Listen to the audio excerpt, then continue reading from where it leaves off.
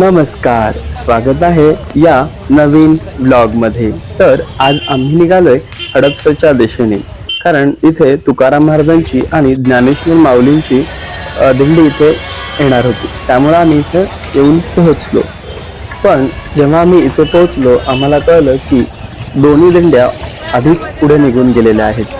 तुकाराम महाराजांची दिंडी इथेच पुढे काही अंतरावरती असेल असं सांगण्यात आलेलं। त्यामुळे आम्ही या दिशेने निघालोय आणि ज्ञानेश्वर माऊलींची दिंडी ही कदाचित देवेघाटला पोहोचली असावी असं सांगण्यात आलं। त्यामुळे मग आम्ही ठरवलं की या तुकाराम महाराजांच्या दिंडीचं दर्शन घ्यायचं आणि परतीचा प्रवास सुरू करायचा। मग आम्ही हडपसरवरून पुढे चालत निघालो आणि इथे जाताना वारकऱ्यांसाठी प्रसाद वाटप होतं। आम्ही पण तो प्रसाद घेतला, थोडासा खाऊन पुढे निघालो। तर आता तुम्ही जर इथे पाहिलात तर बरीचशी गर्दी इथे दिसत आहे, म्हणजे कदाचित तुकाराम महाराजांची दिंडी इथेच कुठे जवळ असावी। चला अजून आपण असंच पुढे जाऊयात, बघूयात आपल्याला दर्शन होतं का। काही अंतर पुढे आलो की आम्हाला दर्शन होत आहे या श्री संत गवरशेठ महाराज यांच्या पालखीचे दर्शन। तर हे आहेत श्री संत तुकाराम महाराज यांचे टाळकरी। चला आपण ही दर्शन घेऊयात। जय जय राम कृष्ण हरी, जय जय राम कृष्ण हरी, जय जय राम कृष्ण हरी, जय जय राम कृष्ण हरी, जय जय राम कृष्ण हरी। तर आता काही अंतर अजून आम्ही पुढे सरकलो आहोत आणि आपण आता इथे पाहू शकता दिंडी आपल्या भगवंतांचं नामस्मरण करत पुढे चालत निघाली आहे। पाऊस पडेल असं वातावरण झालंय, असं म्हणताच पाऊस यायला सुरुवात झाली। या क्षणाला साजेसं तुकाराम महाराजांच्या अभंगातील ह्या दोन ओळी। वाटा दिसली घन सुर निघाली साजना, पांडुरंग पंढरीचा मन मंदिरा। आणि आता बाळूमामाच्या नावानं चांग भलं म्हणत आपण पुढे चालूयात। चांग भलं। डोळ्यांतून वाहते भक्तीची गंगा, पायांजवळ विसावतो अंतःकरणाचा श्रम। सावळा विठोबा हसतो प्रेमळ, रुक्मिणी माता हळूवार माया देई। शांत होता मन विसरली जगाची गडबड, देवाच्या सानिध्यात लाभली खरी सुख शांती। हात डोक्यावर ठेवूनी देई वरदान, भक्तांच्या अश्रूंना मिळे आशीर्वादांचा वाण।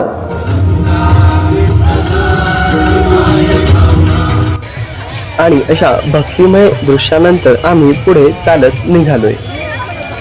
तुकाराम महाराजांची पालखी अजून इथे किती लांब आहे काही माहित नाहीये। आम्ही असंच पुढे चालत निघालो आहोत। पण या चालण्याच्या प्रवासात आम्हाला जो अनुभव येत आहे तो अविस्मरणीय आहे। इथे वारकरी फार भक्तिमय होऊन या वारीत सहभागी झालेले आहेत। आणि आता तुम्ही इथे पाहू शकता पावसाने सुद्धा आपले येणं थांबवलं आहे आणि उन्हाने पुन्हा आपली उपस्थिती दाखल केलेली आहे। तर आता आपण मला वाटतं आपण पालखीच्या थोडंफार जवळ आलेलो आहोत, कारण समोर मला थोडंफार पालखी दिसत आहे। ओ यस, आपण पालखीजवळ आलेलो आहोत। तर आता आपल्याला त्या पालखीजवळ जाऊन त्या चरणपादुकांचे दर्शन घ्यायचे आहे। तर चला आपण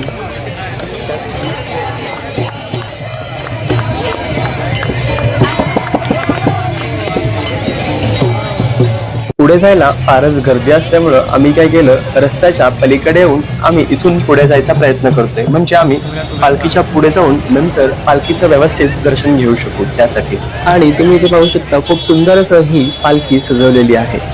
त्याला पाहून मन एकदम प्रसन्न होत आहे आणि सर्वजण या क्षणाला आपल्या मोबाईलमध्ये घेत आहेत। महाराजांच्या पालखींचं दर्शन घेत ऐकूयात त्यांचा अभंग। तुका म्हणे होय मनासी संवाद, चित्त शुद्ध होई परमानंद। विठ्ठल विठ्ठल नाम घेता, संसाराच्या तुंबळातून जाई मुक्त। या अभंगात तुकाराम महाराज चित्तशुद्धी आणि भक्तीच्या आनंदाची भावना व्यक्त करतात। विठोबांच्या नामस्मरणाने संसाराच्या संकटातून मुक्ती मिळते असं त्यांनी मांडलेलं आहे। आणि आम्ही चालत चालत हडपसरवरून शेवाळवाडीपर्यंत येऊन पोहोचलो आणि इथं आम्हाला तुकाराम महाराजांच्या पालखींचं दर्शन झालं। आणि आता आम्ही निघणार आमच्या परतीचा प्रवासाला आणि इथे देखील वारकऱ्यांसाठी प्रसादाची सोय केलेली आहे। तर आम्हीही इथला थोडासा प्रसाद घेतला आणि आम्ही निघालो आमच्या परतीच्या प्रवासाला।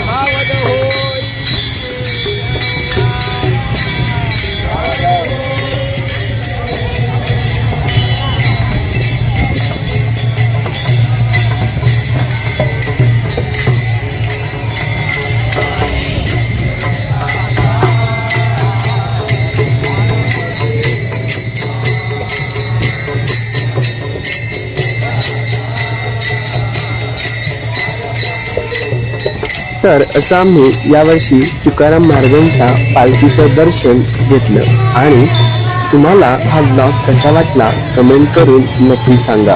व्हिडिओ आवडल्यास लाईक करा, शेअर करा आणि जर तुम्ही चॅनलला सबस्क्राईब केलं नसेल तर नक्की सबस्क्राईब करा, म्हणजेच तुम्हाला पुढच्या वेळी अशा माझा ब्लॉगची नोटिफिकेशन येऊन जाईल।